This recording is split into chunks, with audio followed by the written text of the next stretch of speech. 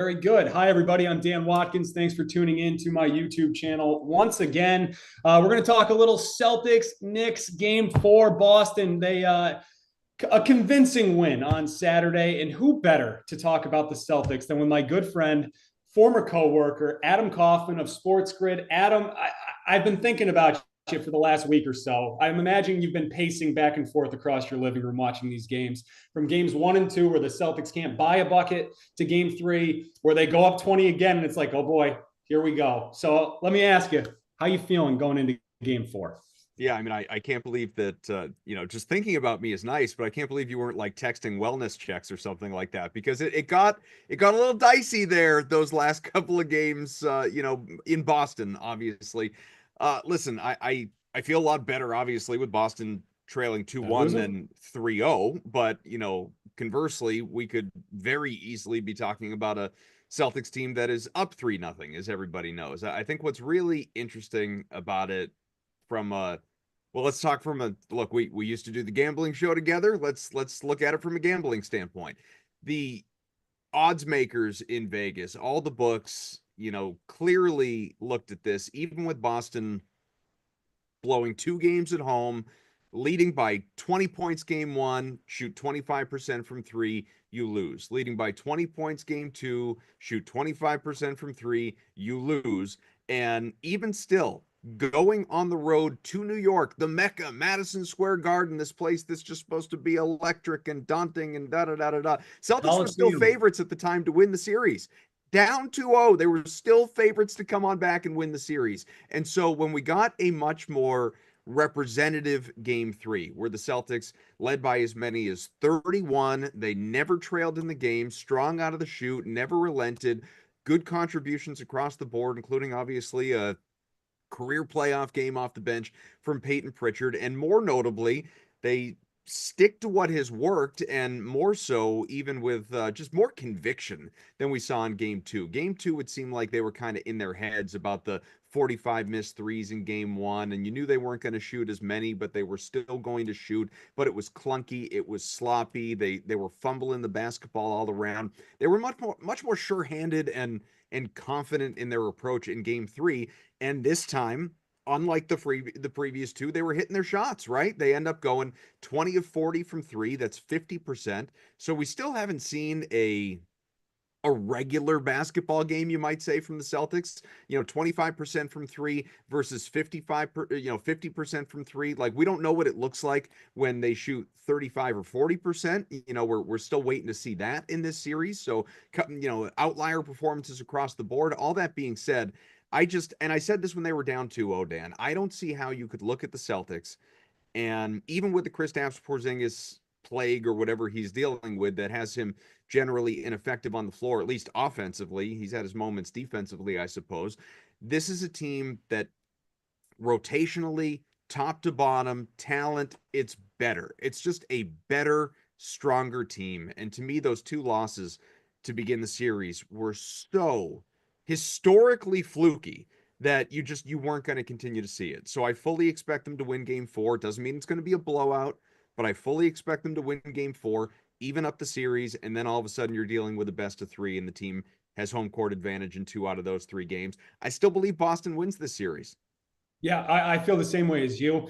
The thing I was wondering, the thought that I had that I left game 3 with was, did the Celtics really change anything going from Nope. game 2 to game 3? Did Nope. they truly tap into the darkness, as Joe Mazzulla said after the game, or did they just simply hit their shots and hit a lot more of them on Saturday afternoon in game 3, where they shot close to 50% or better, I believe, as you just mentioned? They come out 4 for 4 from 3-point range right out of the gate. I mean, we know the Celtics, for some reason, are just this year especially have just been, it feels like a mile better on the road than they have been at home at TD Garden for some reason this year. They have been the best road team, I believe, in like NBA history at this point. They've been so good. So it's really just, did they really change anything? Do the Celtics really think that they did anything, stupid? Did they handle anything wrong in games one and 2? Or was it just that they were missing their jump shots? So as we start to look at game 3, the line here, it opened up. Let me share it on the screen for you guys. As I pull this up here. It's always fun when you're running your own show and trying to do your own effects and all that. But let's head over here and we'll share that. We'll head over to DraftKings. Yeah, so we got a 6.5 right now, Adam. The Celtics favored here tonight in game four. Same on FanDuel. This thing opened at 5.5. It's moved a little bit. Are you looking to bet the Celtics at the full game, or maybe I'm looking at a half game at the first half when it comes to the Celtics here? We got a 3.5 -105 on BetMGM. Not very juicy. I'll pull it up here on DraftKings for us so we can get a better look. But when it comes to the Celtics here, they have run out to big leads in all three games here. The Knicks have not really started these games well. I don't know if that changes tonight. Do we get a little regression, positive regression when it comes to New York? But how are you looking to bet the Celtics here? As yeah, DraftKings has a -3.5 in the first half for the Celtics as well. And they've been up by at least 9 points in each of the first three games at halftime. Well, just going back to what you were saying before, and some people may disagree with this, but I really think if you go back and you watch these three games, it's true. I've got a text thread with buddies who are Celtics fans as well, and we'll be watching these games and we're just, angrily texting back and forth, even when Boston is up, because honestly, like the Celtics have not like the defense has been great. The defense has saved them, but offensively, they've not played well all throughout this series, and that includes game three. To your point, they really did not change anything from games one or games two. What I want to see is more ball movement and, fewer quick shot clock attempts. Like it's okay to shoot it with 6 on the clock versus always shooting it at 18. I want to see less ISO. I want to see, like, if we're going to tap into the darkness or whatever, like the killer whale offense for the Celtics, I know is predicated upon the math and the threes and all of that stuff, but move the ball around, get the best quality looks. But, sometimes that gets a little lost because even early in the shot clock, when they're, passing on these drive and kick opportunities and just sort of moving it around the perimeter and launching up threes, they are generally open shots. And, whether it's Horford in the corner or Pritchard, on the wing, White up top, you name it. And they're content to do so because these guys are good shooters, and I'm not arguing against that, but I think there's nothing wrong with the extra pass as long as you're crisp with it and you're not sloppy and forcing things. And so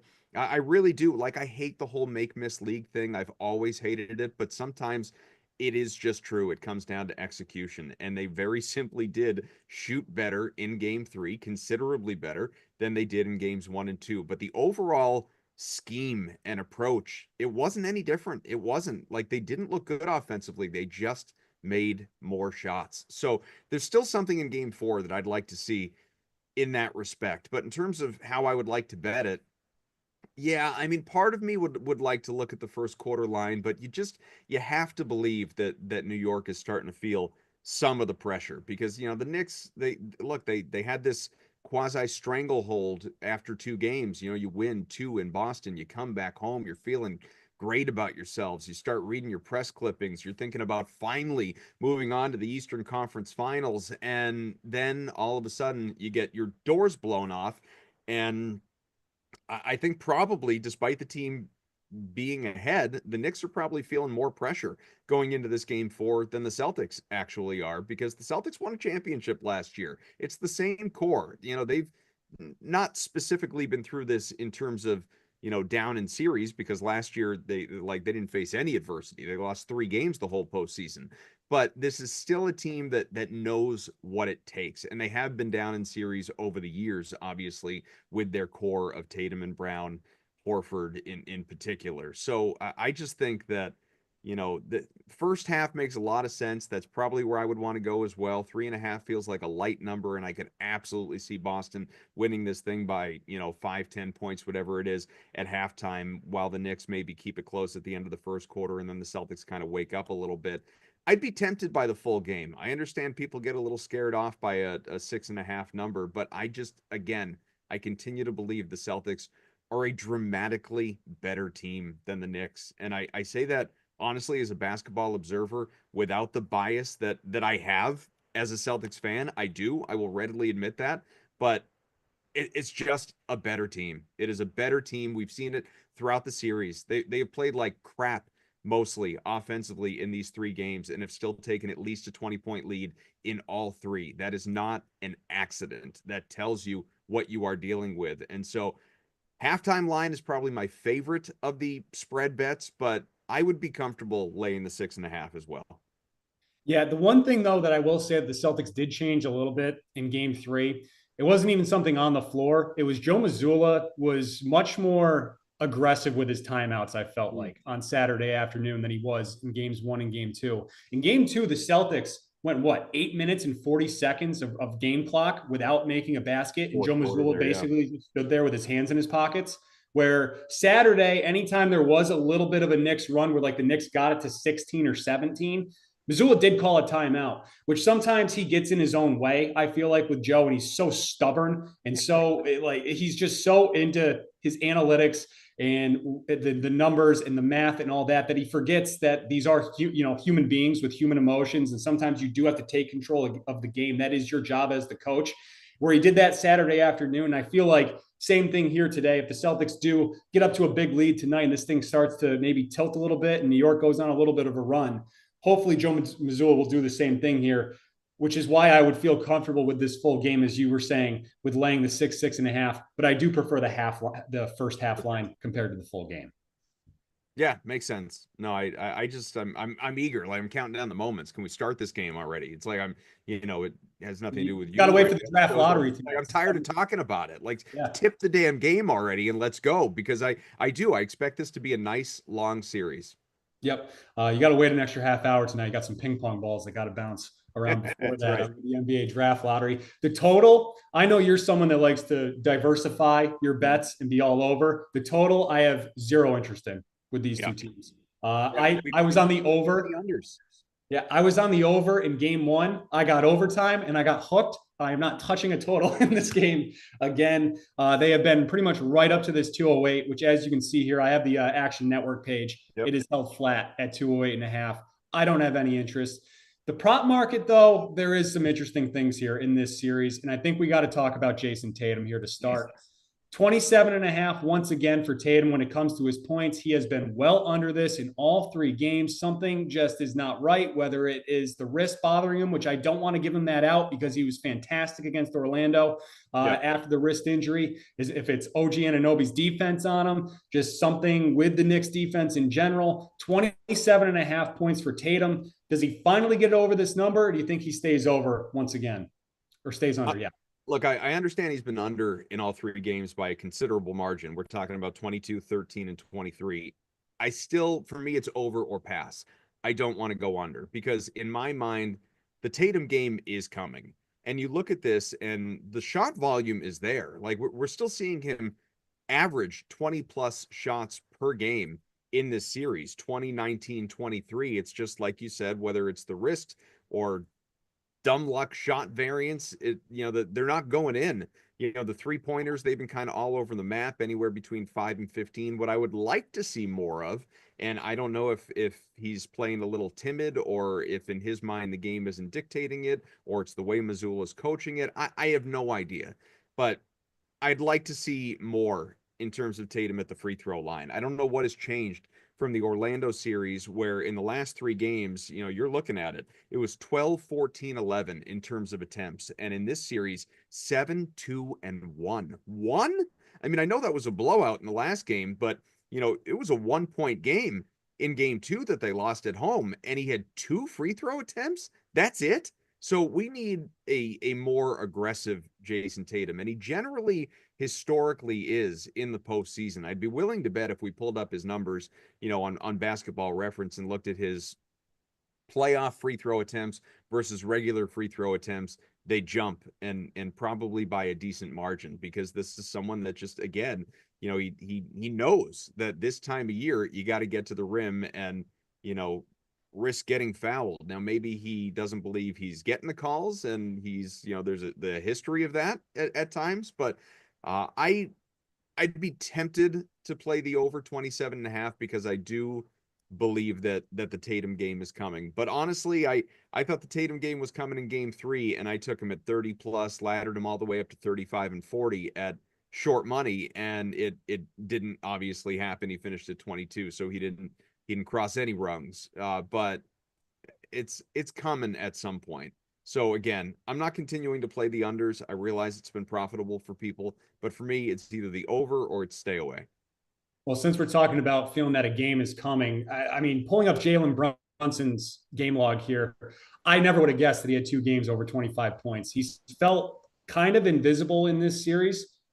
I feel like the game's coming from him at some point too. We got a 27.5 for Brunson spread out across these books. Oh, do they just take the lines? Nope, there we go. All right. Yep. Brunson's at 27.5, a little more juice than the Tatum line. Do we finally get a Jalen Brunson game in this series? Is it tonight at home? Is it maybe game 5 back in Boston? How do you feel about Jalen Brunson here? As I'll pull up his game log. Been shooting So all it's he's up. It's like every other here so far. yeah, I mean it's right, 29, 17, 27. It's funny because intuitively you would think if you're doing the whole narrative street, tell yourself a story thing, what makes sense, it would be all right, Knicks are up 2-1. Like the Tatum game has to be coming. Let's take Jason Tatum overs like I did in game 3, because game 4 tie up the series. It makes the most sense. History is against them as it stands right now. Going back to the early 80s, teams that dropped the first 2 games at home and then have to go on the road in the best of 7 are only 4-24. And the only teams, those 4 that have come all the way back to win the series, took both those first 2 games on the road to even up the set. You go down 3-1 in any capacity, history in the NBA would say you lose, you're done, you're cooked. All that being said, I would be more inclined to go over on Jalen Brunson for the reason that I gave earlier, which is I think the Knicks are the team that is actually feeling more pressure right now. They know they need to win this game in order to feel like they've got a really good shot of putting the Celtics away versus Boston obviously having to come back and win 3 straight. You do not want to go back to Boston down, feeling down, but actually even 2-2 after losing a couple of games on your own floor against a team that, as you mentioned earlier, has been historically great on the road this season and in the playoffs in recent years and in general in recent years. So I think this is a game that Brunson's just going to be firing away. I wouldn't be surprised if he's the one that goes for, 30, 35, 40. I think Brunson is going to be shooting like crazy. Whether he gets there, that's another question, obviously. But, I think that in terms of shot volume, it's going to be there. And between the two, Brunson versus Tatum, I'd rather back Brunson. Yeah, so you got the 27.5 minus 120 on DraftKings. We got a minus 112 on FanDuel. Always important to shop your lines. But I think you're kind of starting to hint at another prop market here that I feel like can be very advantageous, and that's the first quarter points prop market. Brunson, you got 9 points at plus 110 here on DraftKings, minus 135 to get to 8, and then you go over to FanDuel, and we got Brunson. His first quarter points, where is it? There we go. 6.5 at minus 150 here. So I feel like that's a pretty big, yeah. So 7 points on DraftKings is minus 220. Big time difference there between DraftKings and FanDuel when it comes to the first quarter. A guy that I'm looking at in the first quarter, I feel like everybody has some angle that they want to play Peyton Pritchard tonight. I think the first quarter points is the way to go. 2.5 at minus 114. We know Pritchard can do that in one shot. I believe he's over this in 2 of the 3 games so far. He's taken at least 1 3-pointer in every single first quarter in this series. It's just a matter of how early is he going to come into the game? What's the rotation going to look like tonight? Sam Hauser still questionable at this point, but if Pritchard is in there, 2.5, that feels like a good. I like this line. I like the minus 114. I know a lot of people are on Pritchard's 3-pointers tonight, laddering up to 2 or 3. Is 1.5, I believe, is his 3-point line. We got minus 180 for him to have 2 3-pointers tonight. Are you looking to play Peyton Pritchard in this one? So if I'm going to play Peyton Pritchard, I would want to play his full game points total, because we know, and it's probably sitting around 10 if I had to guess. Minus 104 at 10 plus, so it's probably sitting 9.5 as an official number. I'm just looking at what you've got on the screen here, and 9.5 minus 110, so even better. That's where I would go, because he can score in bunches, as we know. There could be a flurry, plus this is someone who is blowout proof. If Boston is up big, down big, he's likely still going to be on the floor. And I think a Boston blowout is absolutely plausible in this game, just because, again, of everything I've talked about. This is a team that did not trail for a single second in game 3 and led by as many as 31 points. So, and Pritchard was a huge part of that.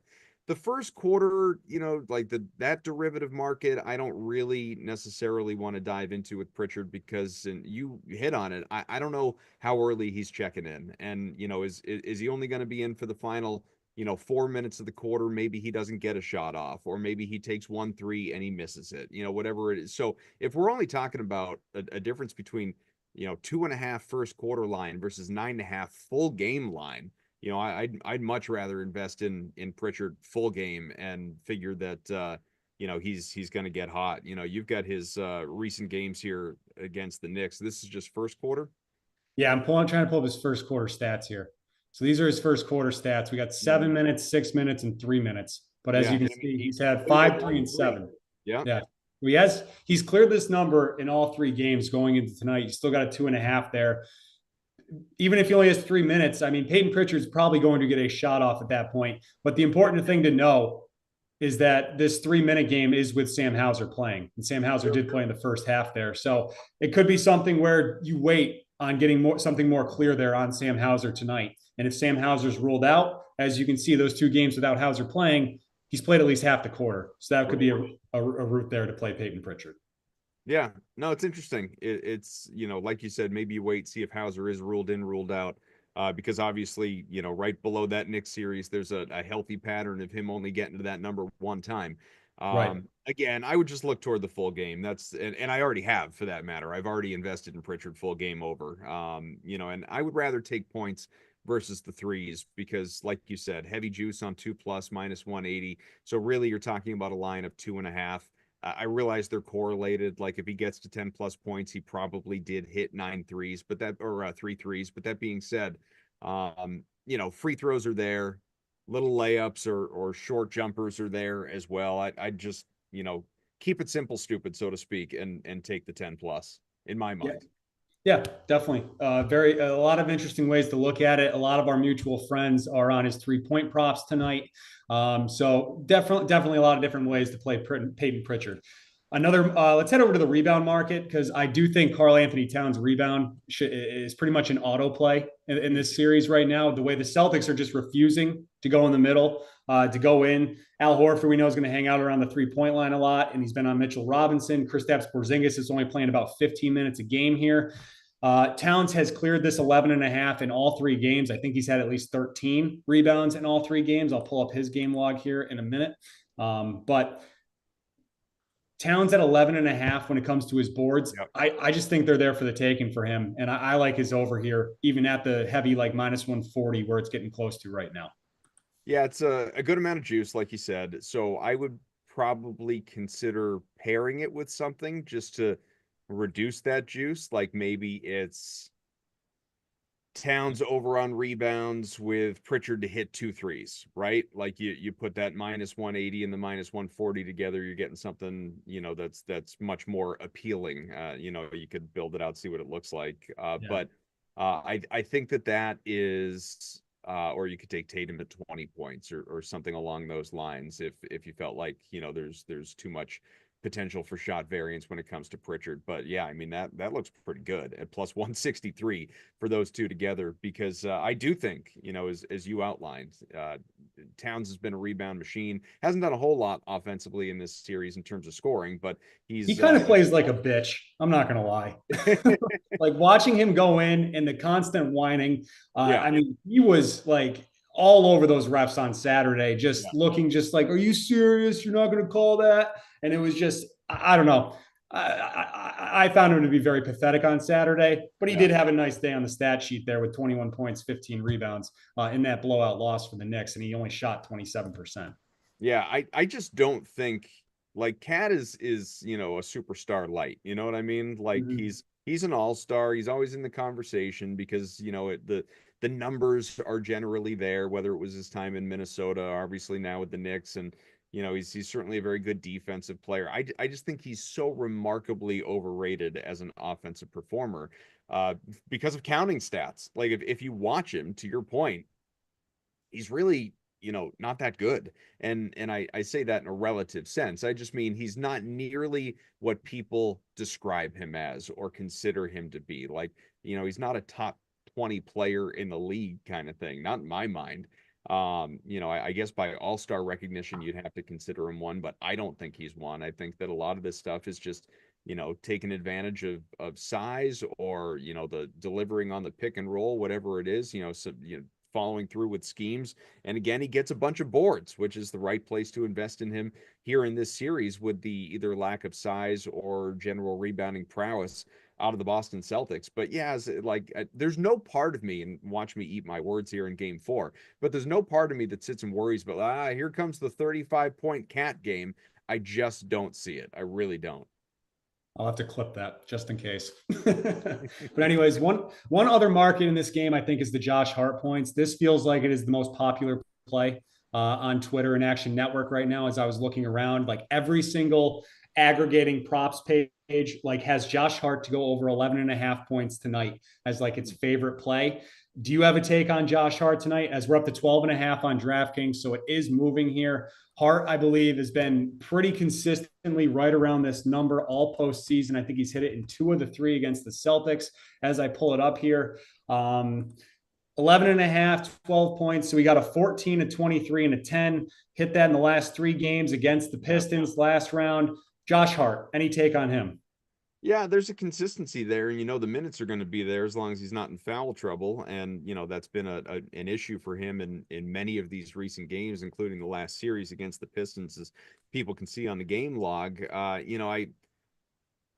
For me, it really kind of, and this is there's a little bit of unpredictability here, but for me, it comes down to the free throw attempts. In these games where he can get himself to the line 4, 6 more times, whatever it may be, and I'm looking at it, and generally it is that 4 to 6 range.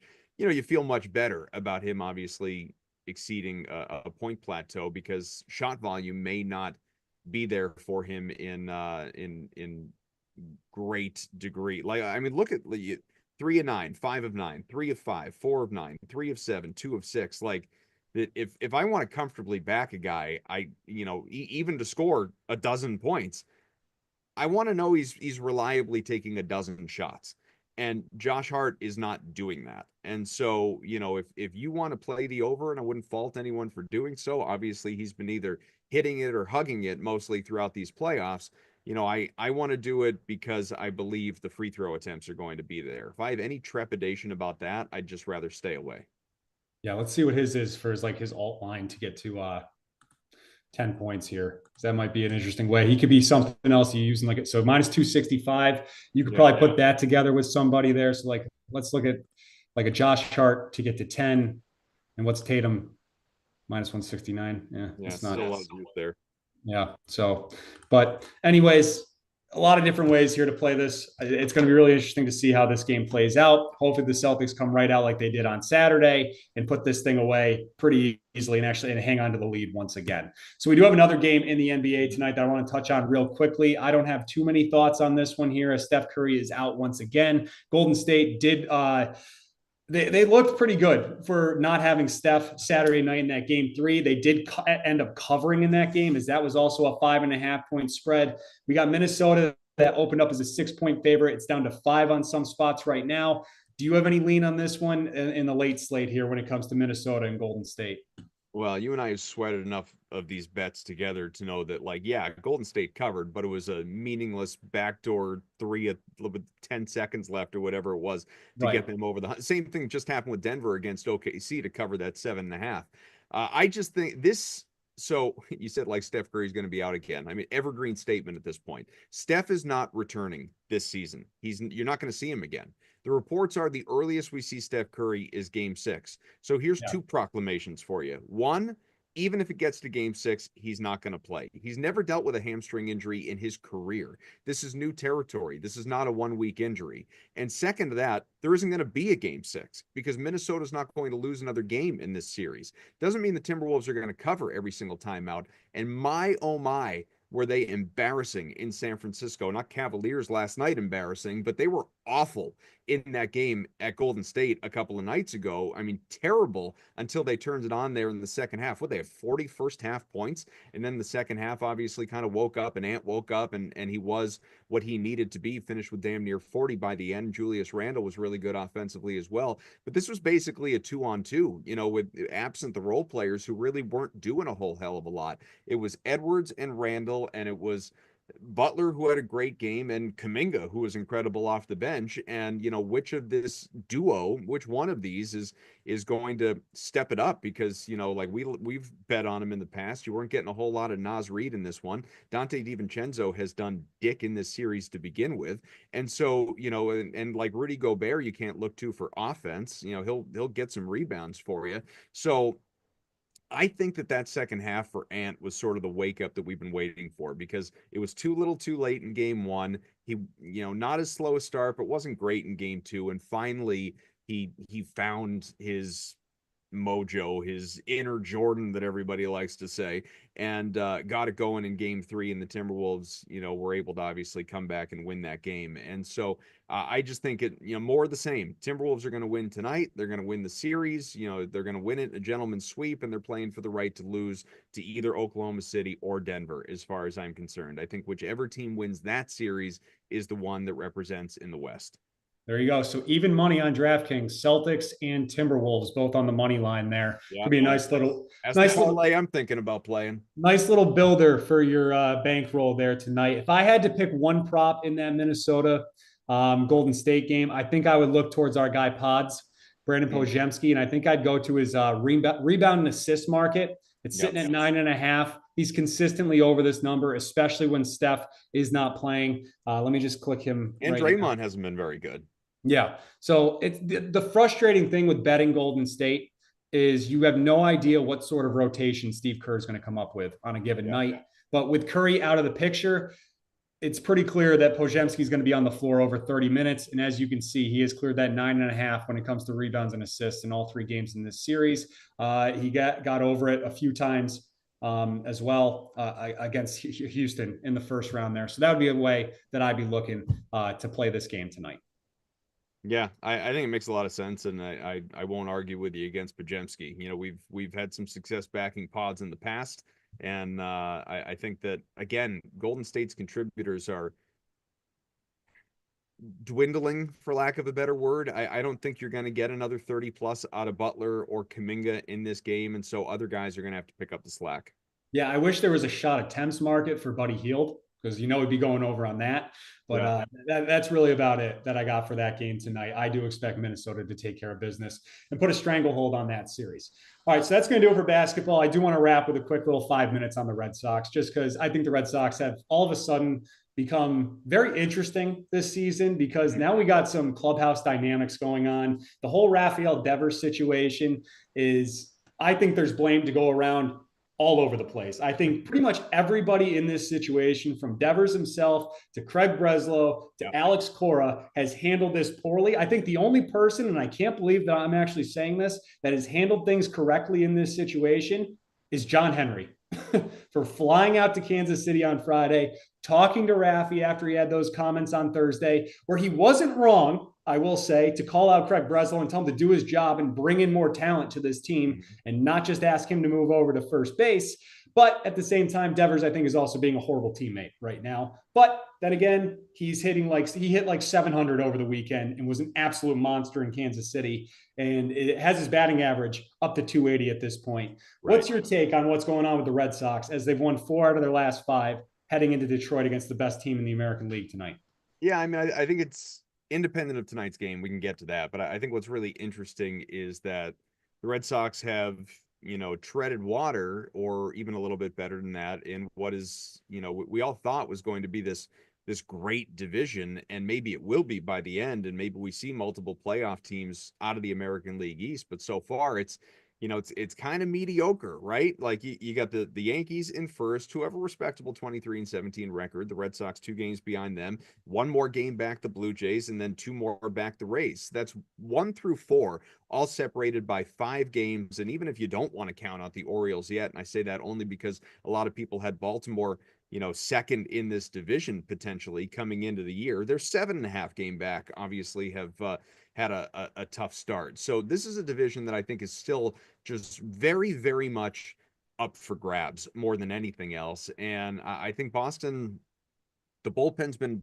awful. There's so many blown saves, so incredibly frustrating, ruining so many great starts out of Terrible the one-run games. rotation that, the record should be much more similar to what the Yankees is versus where Boston is marginally above 500. But, I think Rafael Devers plays a part in this. Yes, he's heated it up of late and his average is 280, as you said. But before that, the first couple weeks of the season, he was awful, awful. Like what do people say? Like, couldn't hit water if you fell out of a boat kind of thing. Historically And, bad. and but a lot of that came back to, in my mind, maybe I'm wrong. Like I've never been a pro ball player or even like decent high school ball player. But if I'm looking at it, it's not hard to connect the dots between struggling out of the chute and just striking out like crazy and timing being off and all of these things with, man, if he hadn't missed so much spring training sulking about being asked to be a designated hitter, or like maybe this would have looked a little bit different. And so he comes in slow after originally being a bad teammate about the Bregman signing, and he finally gets over it, comes back, starts to find his groove again, and which is good. And obviously, some other guys in this lineup have been hitting as well, and not always the most likely candidates to do so. But now you've got the drama, like you said, of him refusing to go to first base. And this is not like, people across Boston have been like digging up the translators or going to like NBC's Telemundo network and bringing in the sports anchor over there. And like, could you listen to this and make sure that we're not missing something or overreacting to something? And then you find it's like, no, it's actually as bad as you thought it was, and maybe worse.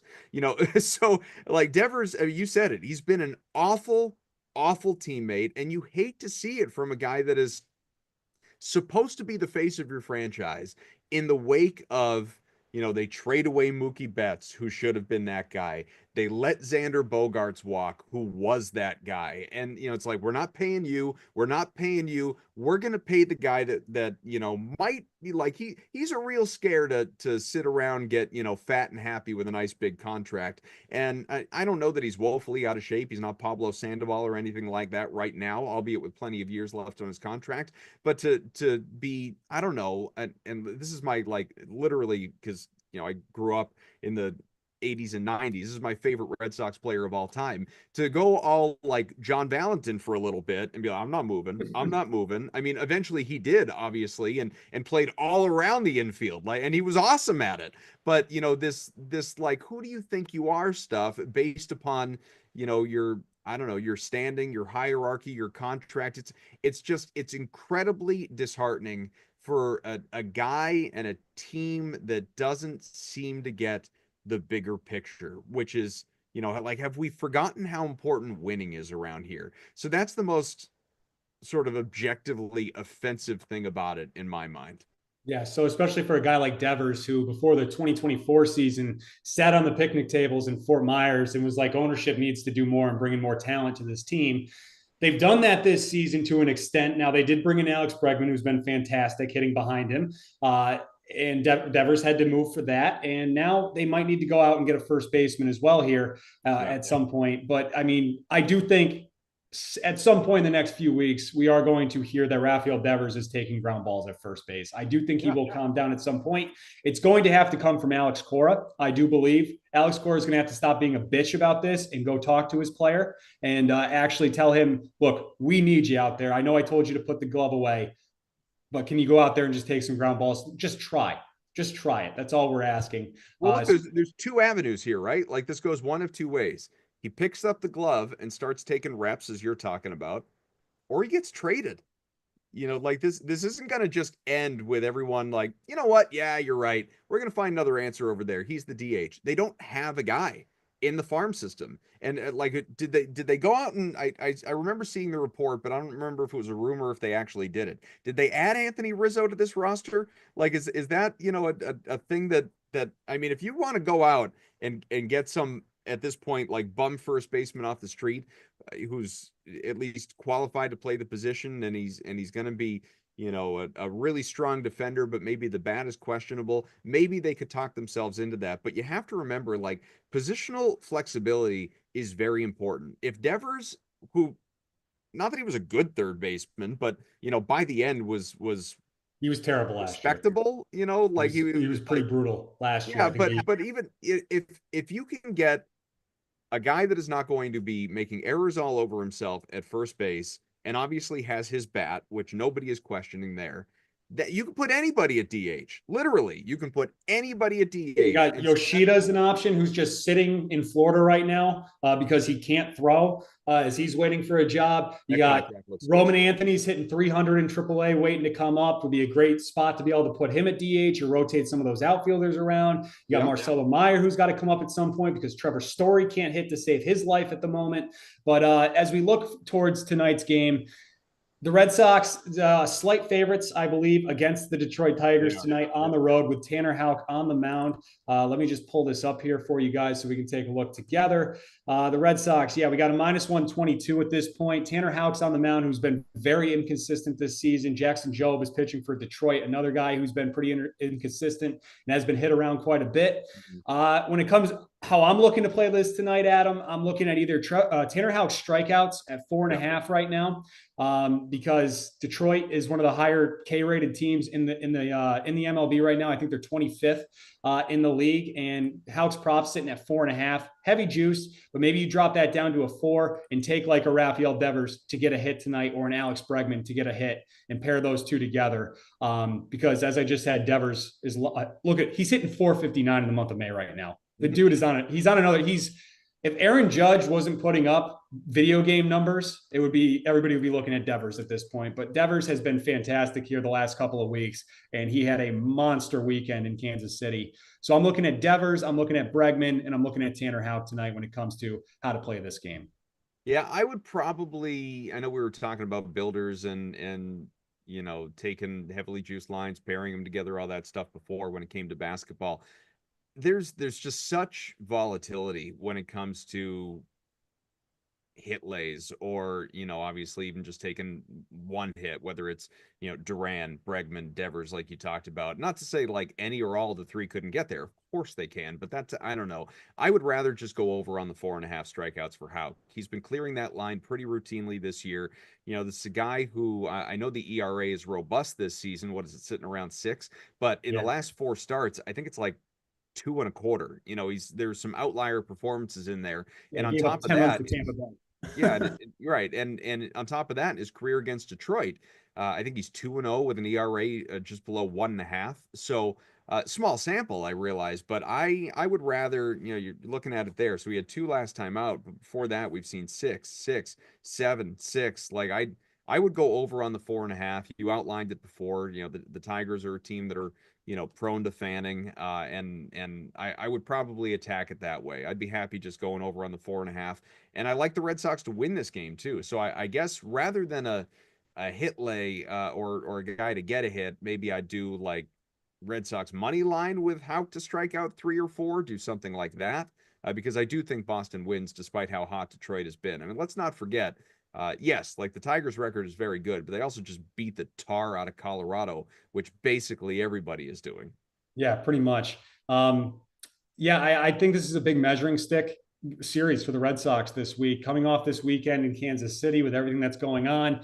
Detroit does have the best record in the American League right now. And the Red Sox have played, I believe, one of the worst schedules in all of baseball so far in this point in the first 6 weeks. So I do think this is a really good measuring stick here before the Sox come home at the end of the week for a 10-game homestand. But when it comes to Tanner Houck, one final note here, strikeouts, I do think, guys, is the way to go tonight. If you were going to look to play Tanner Houck, his outs recorded rather, I know it's sitting there at 16.5, and he could get over that. And the Red Sox, the last 2 games have let their starters work into the 7th inning here, but that means the bullpen's a little more fresh. Tonight is a Garrett Whitlock game. It's supposed to be, so he will be taking probably 2 innings tonight. And then also, if you look here, they have not let Tanner Houck really go above 90 pitches this season. So that's another reason too. So I would just kind of stay away when it comes to that outs line with Tanner Houck. I think strikeouts is the way to go, but I do tend to lean towards the Red Sox winning this one as well against Jackson Jobe on the other side, who does not throw a ton of fastballs. And anytime the Red Sox see someone who does not throw a ton of fastballs, they tend to do pretty well here. What's the number Hauk 3Ks with the Red Sox money line? That's going to be pretty close to even money. Tanner Houck to get so it's minus 1,200 for Right. Houck 3 strikeouts, and then we'll take the Sox on the money line. -1, barely moved. Oh, barely moves it. Forget it. So you'd have to do the 4. Yeah, If you're going to bother, or you just take the Red Sox money line or the Houck strikeouts. But putting those together, that's gross. Only moves 3 cents off the money line. We not do that on DraftKings, or can I just not see it? Mm. Oh, it's plus 102 on DK. Huge difference there. Big difference. Yeah, no, I would do that. I just use DraftKings then. Yeah. Because that's considerably, it's 20 cents better and you get plus money on it. Yeah, I like that. I mean, you're looking at it. It's the difference on the 3Ks of minus 650 versus minus 1,200. Huge It's difference. half off. It's half off. It's a sale. Basically. Speaking of sale, we got sale against Crochet coming up, huh? Friday night. That's going to be a fun one. I might have to get over to Fenway for that. That's what I was thinking. That's looking like a good ticket. Too bad the Celtics are going to be playing that night, taking all my attention. Oh, and they're going to have to play on that night too if they that'll be game 6, right? Oh, okay. All right. Well, anyways, I think we've gone long enough, Adam. Thanks so much for joining me, man. Hope to do this again soon. And thank you very much for watching. I see we have some comments for the first time. I'll get to those after the show here. But thank you very much, everybody. If you do me a favor, if you like the content, hit subscribe. I will probably be back later this week to do a little PGA Championship as the second major of the golf season is here. But thank you so much, everyone, for watching, and we'll talk to you soon.